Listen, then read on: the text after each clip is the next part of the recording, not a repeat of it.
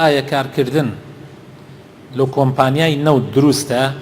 ئایا دڵنیا نەبیت لەوەی گەندەڵی تایەیان نییە؟ دڵنیا بە کۆمپانیای نەوت گەندەڵی تایە.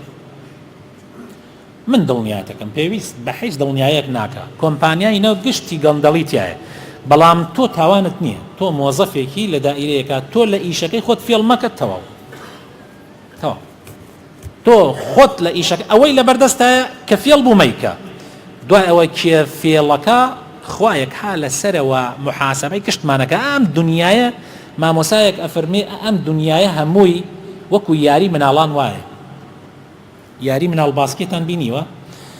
چۆن ئێستا تۆ زەلامێکی ئەچیت سەیرەکەی 34 مناڵی ساڵان و 2 ساڵان و 3 ساڵان خەریکن یاریەکەن، ها مناڵ باسکێ شت خڕەکەن و خۆڵ تێرن و سیارەیە بەدەستێژە ئاواکا و خۆشیەکا و ئەمانە. جا تۆ هەر بۆ خۆشی جا ئابڕۆن چکولێ دارێ بکە ناوێت یاریەکەیان تێک دەچیەکە، ئەو مناڵەها شاوڵ تەدا و ئەزانێ ماڵەکەی دڕۆخانەیە دنیا.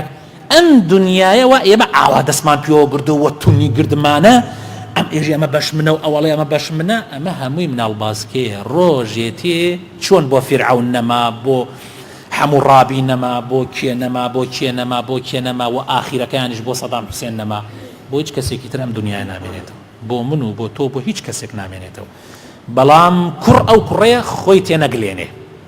من هەر ئەوە ناڵێم، کوڕ ئەو کوڕەیە دەستی لە دزینی ماڵی مسلمانە نەبێ، لە خوێنی ماڵی مسلمانە نەبێ، ئیتر کی ئازایە خۆی بپارێزێ.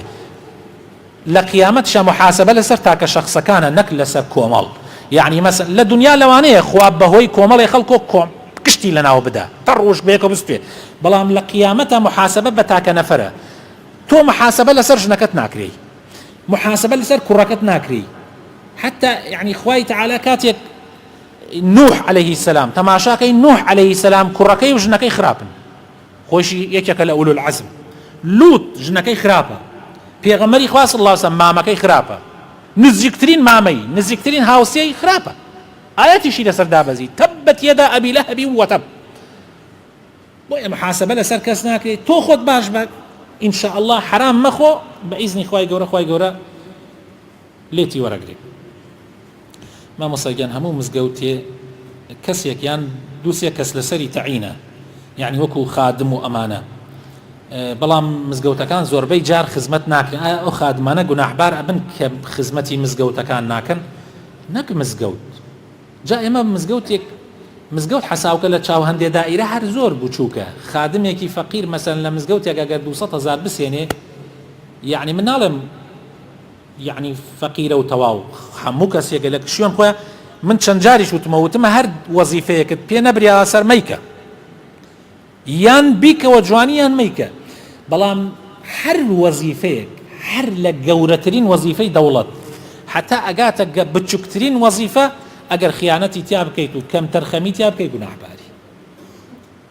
ئیتر هەموومان ئەگرێتەوە بە قەدەری توانای خۆت کەم تەرخەمی تیا مەکە. ئین شاء الله خوای گەورەش. بەڵام ئیسە مەرجنی هەموو مزگەوتێ خادمی هەبێ، یعنی زۆر مزگەوتەیە خادمی نییە، بانگدەری نییە، خەڵکانێک هەن.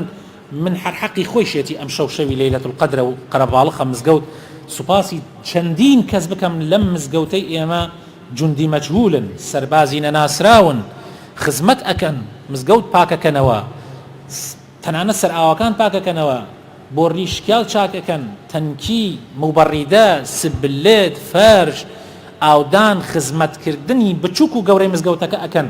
خەڵکانێکن سەربازی نەناسراون، خەڵکیش غەیبەتیانەکە، خەڵکیش قسەیان پێەکە، خەڵکەڵێ ئەوە بۆ ڕیایی هەڵەسێ هینەکە کوژێنێتەوە، ناوی چی ئەکا بۆ ڕیایی هەڵەسێ سەماعەکان چاکەکە.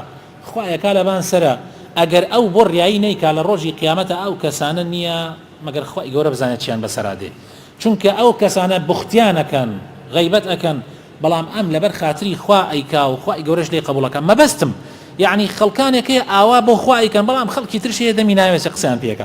خوای گەورە ئینشاءالله لە گشتمان خۆش بێن.